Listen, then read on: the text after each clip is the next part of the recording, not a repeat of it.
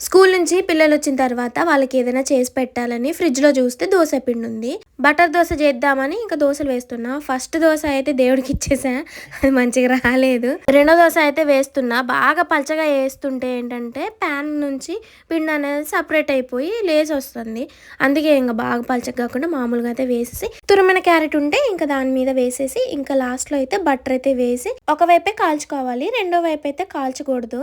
So, ఈ process అయితే చాలా బావుంటుంది. ఎప్పుడైనా మీరు కూడా ట్రై చేయండి. పిల్లలకైతే మంచిగా ఇష్టంగా తింటారు. అలాగే ఆమ్లెట్ దోస కూడా వేద్దామని అనుకున్నాలే కానీ, తీరా చూస్తే ఒకటే ఎగ్ ఉంది. ఇంక మళ్ళీ నాకు ఎగ్ దోస అంటే నాకు ఎగ్ దోస అని కొట్టుకుంటారు. లేనిపోని ఆలిగిరి చేయడం ఎందుకులే అనేసి ఇంక నేను ఈ విధంగా ప్రిపేర్ చేసి ఇచ్చాను. పిల్లలైతే మంచిగా ఇష్టంగా తినేసి వెళ్ళిపోయారు. వెళ్ళిపోయిన తర్వాత నాన్నయితే భద్రాచలం వెళ్తున్నారంట. మా కోసం అయితే ఇవి తీసుకొనొచ్చి ఇచ్చారు. సో, మొత్తానికైతే చాలా బావున్నాయి. ఒకసారి నేను టేస్ట్ చేద్దామని చేస్తున్నా. పిల్లల కోసం నాన్న అని చెప్పారు. అసలు కంటే వడ్డీ ముద్దంట కదా! నాకంటే వాళ్ళెక్కువ మా నాన్న వాళ్ళకి. ఏం చేద్దాం చెప్పండి.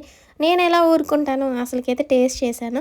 సో, చాలా బావున్నాయి అబ్బా! కానీ ఇవి ఎక్కువగా తింటే పొట్టొబ్బిపోయిద్ది. అందుకే జస్ట్ అలా తినేసి ఇంక మిగతా అనేది మా హస్బెండ్‌కి పెట్టాను. మా ఆయనకైతే అసలకే గ్యాస్ ఫార్మ్ అయిద్ది ఉత్తిగనే. ఇంక ఇది తింటే ఇంకంతే సంగతులు. అయినా తినేసారు.